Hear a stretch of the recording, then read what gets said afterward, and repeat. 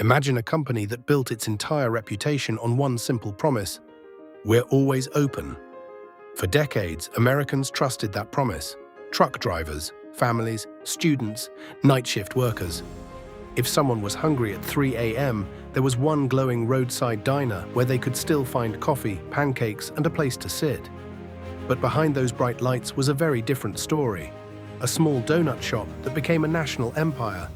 A founder who rose fast, then lost control of his own company. A discrimination scandal that cost the company more than $54 million and threatened the very promise on which the brand was built. A business model that once made the company powerful, but later became expensive and difficult to maintain. And in 2026, after more than 70 years of history, the company stopped trading publicly and became private. So how did a simple donut shop become America's 24-hour diner? Why did a brand built on being open to everyone face one of the biggest reputation crises in restaurant history? And why is this old American giant now fighting to stay relevant? This is the story of Denny's.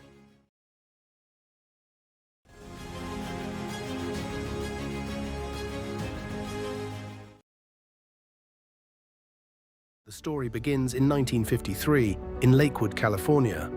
At that time, America was changing very fast. The Second World War had ended only a few years earlier. Families were moving into suburbs, highways were expanding, cars were becoming part of daily life, and people were traveling more than before. But there was one simple problem. When the sun went down, most restaurants also shut down. If you were a truck driver on the highway, a worker finishing a late-night shift, a student awake after midnight, or a family traveling through California, finding a place to eat was not always easy. And this is where one man saw an opportunity. His name was Harold Butler. Harold Butler was born in 1921 in Buffalo, New York. Unlike many famous business founders, Butler did not become successful because of elite degrees or prestigious universities. What made him different was his understanding of ordinary customers. He understood timing, convenience, and everyday food habits better than most restaurant owners of his era. Along with Richard Gizak, Butler opened a small shop called Denny's Donuts. This was not a big restaurant. It was not a luxury cafe. It was not a billion-dollar idea on day one. It was just a simple shop selling donuts and coffee. But Butler noticed something important. People do not only get hungry at normal meal times, they need coffee early in the morning. They need food late at night. They need a place where they can sit, rest, and feel comfortable. So the business slowly started changing. Donuts were not enough. Customers wanted more. The shop moved beyond donuts and coffee. Grills were added. Meals were added. Hamburgers and proper breakfast items became part of the concept. Then came the biggest decision. By 1956, after Richard Gizak left the business, Harold Butler changed Denny's Donuts into Denny's coffee shops. But this was not just a name change. This was a complete shift in strategy. The restaurant would now stay open 24 hours a day. This one decision changed everything. Because the real product was not only food, the real product was availability. When others were closed, Denny's was open. When other restaurants said, "Come tomorrow," Denny's said, "Come in." When America was sleeping, this restaurant was still serving coffee. That is why people started remembering it. A meal fills your stomach, but reliability builds a habit. If customers know one place is always open, they come back again and again. But as the business started growing, Butler faced a strange problem. The name Denny's Coffee Shops sounded too similar to another Los Angeles restaurant chain called Coffee Dan's. This could create confusion. So in 1959, Butler changed the name from Denny's Coffee Shops to Denny's Coffee Shops. And in 1961, the name became even simpler. Denny's. Short, clear, easy to remember. It did not sound like a cold corporation. It sounded like a person, like a neighborhood place, like somewhere you already knew. And that was the genius of the brand. Denny's was not trying to look rich. It was trying to look familiar. It was not selling luxury. It was selling comfort, a booth, a cup of coffee, a plate of breakfast, and lights that stayed on all night. This is how a small donut shop in California became the foundation of one of America's most famous diner chains. But the real rise was only beginning.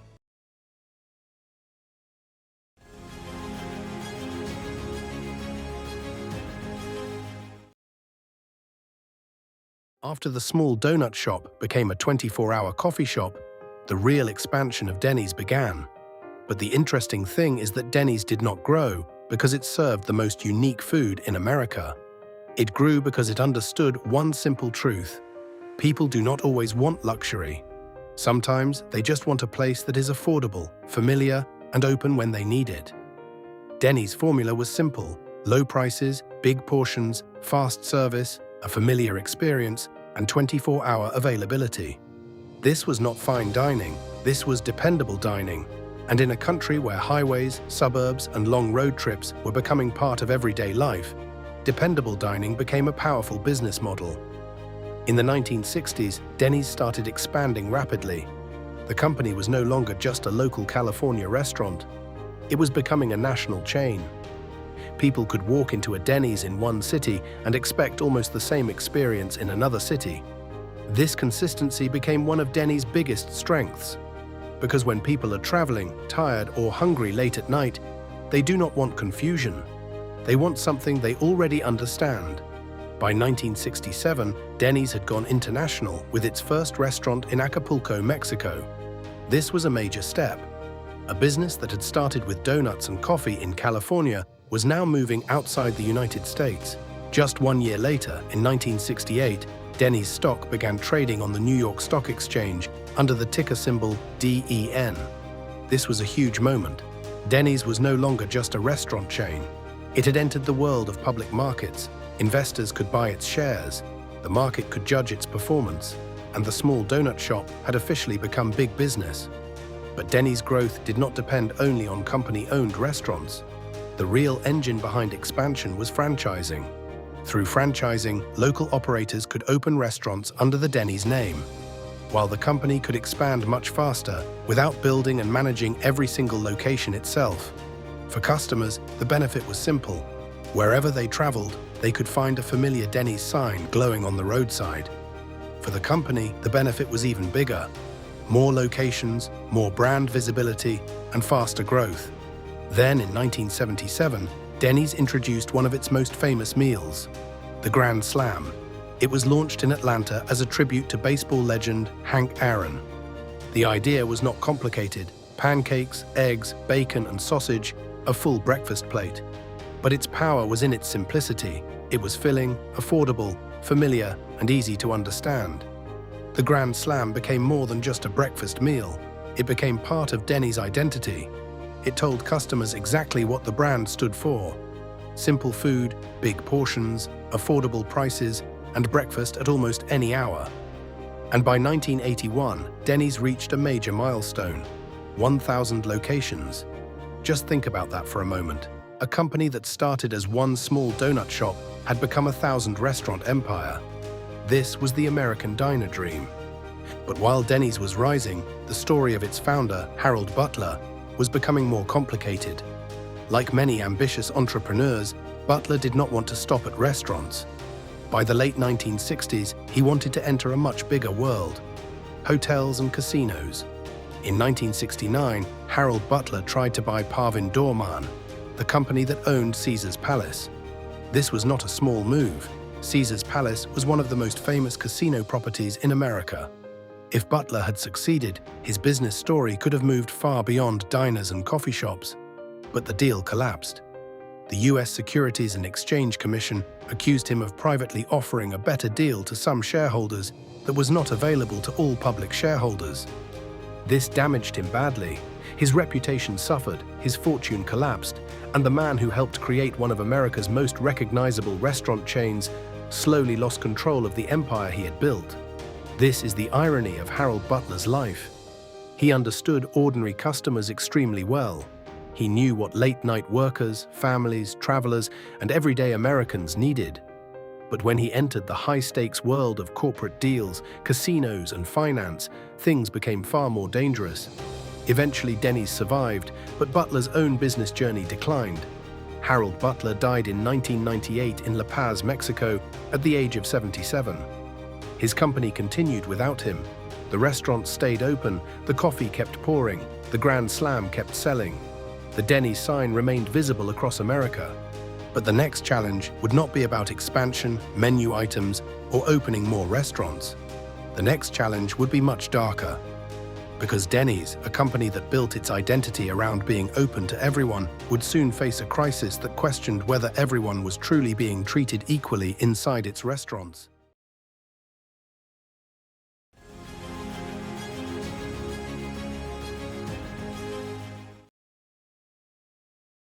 By the 1990s, Denny's had become one of America's most recognizable diner chains.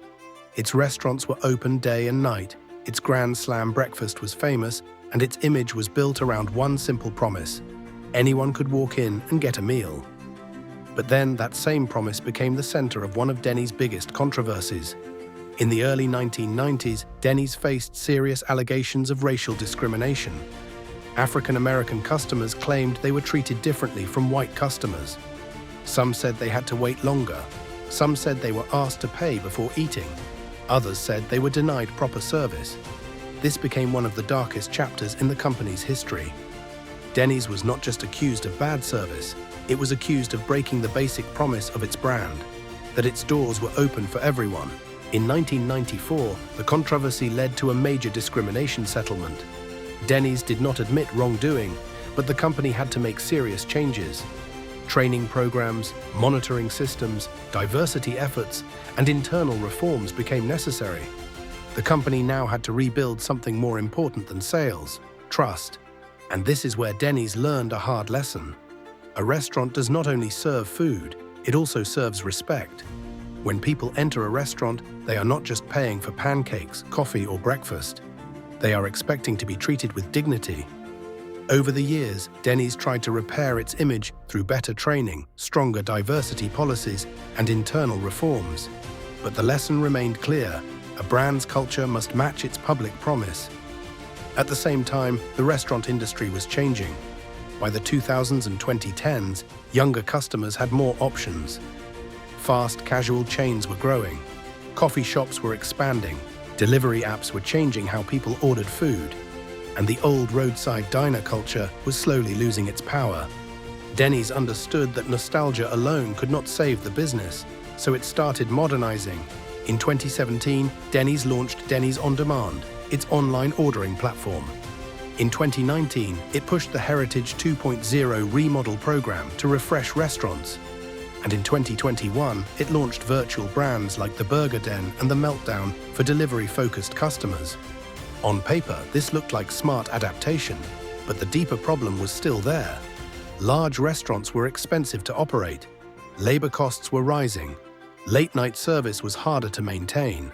Some locations were aging, and the 24-hour model, once Denny's biggest strength, was becoming costly in weaker markets. Then came COVID-19. For most restaurants, the pandemic was painful. But for Denny's, it attacked the heart of the brand. This was a company famous for being open 24 hours a day. Suddenly, dining rooms closed, late-night customers disappeared. Workers became harder to find, and many locations could not operate normally. The question was simple but dangerous. What happens to a 24-hour diner when it cannot always stay open 24 hours? The answer was painful. Customer habits changed. Delivery, drive-through, and quick service options became stronger. Costs kept rising, and some Denny's restaurants never fully recovered. So in 2024, Denny's announced plans to close around 150 underperforming restaurants by the end of 2025. Start your day with the Grand Slam breakfast. Denny's announced it's closing 150 restaurants. This was a major signal. For decades, Denny's had grown by opening more restaurants. But now, to survive, it had to shrink, close weaker locations, and rebuild around stronger ones. The brand was still famous. The Grand Slam was still part of American food culture. But fame alone was no longer enough. By this point, Denny's had learned 3 hard lessons. First, a brand built on welcoming everyone must protect that promise. Second, a company built on nostalgia must still evolve with technology and customer habits. And third, a business model that worked in one generation can become expensive and outdated in the next. Denny's had survived the discrimination crisis. It had tried to modernize. It had pushed through the pandemic. But the pressure was still there. And soon the company would face another major turning point, one that would change its ownership, its future strategy, and its public identity forever.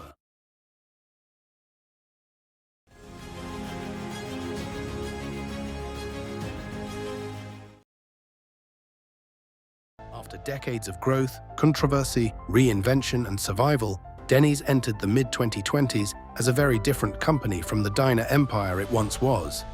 On the surface, Denny's was still a huge restaurant brand. The name was recognizable, the sign was familiar. The Grand Slam breakfast was still part of American food culture, and millions of people still knew Denny's as a place for pancakes, eggs, coffee, and comfort food. But behind the familiar image, the company was under pressure. By the end of 2024, Denny's Corporation was operating two brands, Denny's and Keki's Breakfast Cafe. Together, the company had 1,568 total restaurants. Out of these, 1,499 were Denny's restaurants, and 69 were Keki's restaurants. At first, this number looks impressive. More than 1,500 restaurants is not a small business. But the real story is hidden inside the structure of the company. Around 96% of Denny's restaurants were franchised or licensed. This means Denny's did not directly operate most of its restaurants. Most locations were run by franchise owners who used the Denny's name, system, menu, and brand identity. This model had helped Denny's grow for decades. Franchising allowed the company to expand faster, enter more markets, and reduce the burden of operating every restaurant itself. But it also created a challenge. When a company depends heavily on franchise operators, the brand's future is not only in the hands of corporate leadership, it also depends on whether franchise owners are profitable, motivated, well-supported, and willing to keep investing in their restaurants. By this point, many restaurant operators were facing the same problems. Higher food costs, higher labor costs, weaker late-night traffic, aging buildings, and customers with more food options than ever before. Financially, Denny's was still alive. In fiscal 2024, the company reported around $452.3 million in total operating revenue and about $21.6 million in net income. So Denny's was not dead, but it was also not flying. This is important to understand. A company can still be profitable and still be under pressure. A brand can still have thousands of restaurants and still struggle with relevance. A business can survive financially and still feel culturally old. And this was exactly Denny's situation. It still had scale, it still had history, it still had customer recognition. But scale alone was no longer enough. The old formula of big portions, low prices, and 24-hour availability had become much harder to maintain in the modern restaurant industry. Denny's could not depend on nostalgia forever. For years, Denny's had been a public company. Its shares were traded in the stock market. Investors watched its performance. Every quarter, the company had to answer questions about sales, profits, closures, growth, and future strategy. Then came one of the biggest turning points in modern Denny's history. On January 16, 2026, Denny's completed its acquisition by Triartisan Capital Advisors, Treville Capital Group, and Yadav Enterprises. After this deal, Denny's became a privately held company. Its common stock stopped trading on NASDAQ. This was not just a technical financial change, this was a major strategic shift.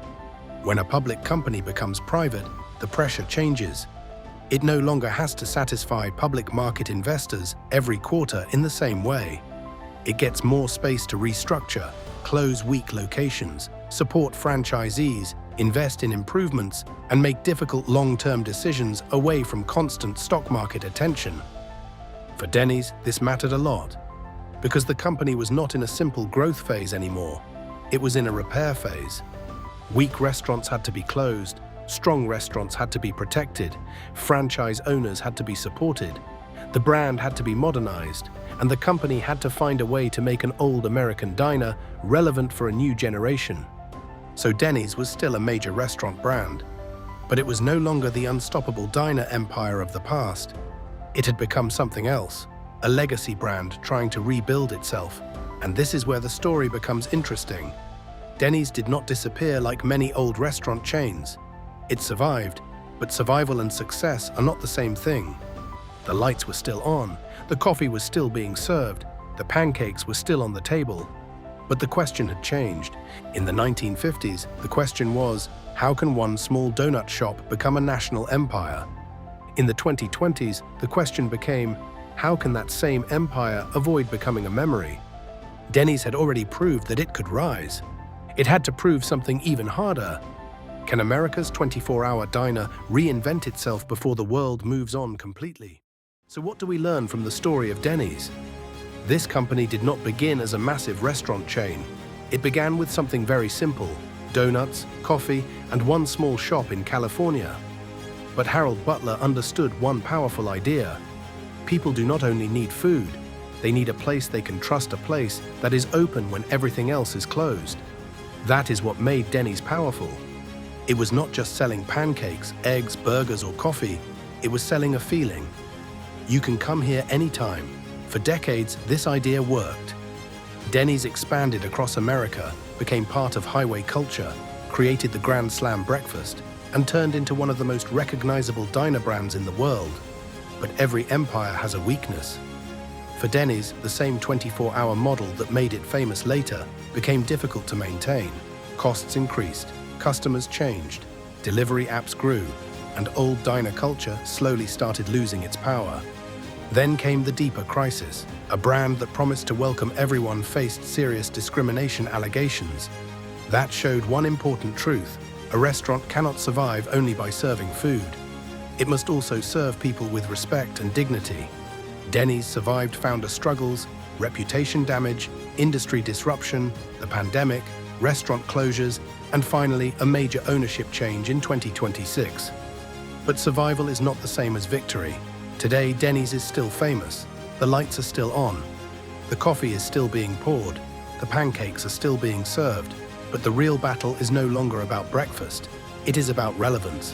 Can a restaurant built for old America reinvent itself for the new one? That is the real question. Will Denny's remain America's diner, or become just another memory from America's past?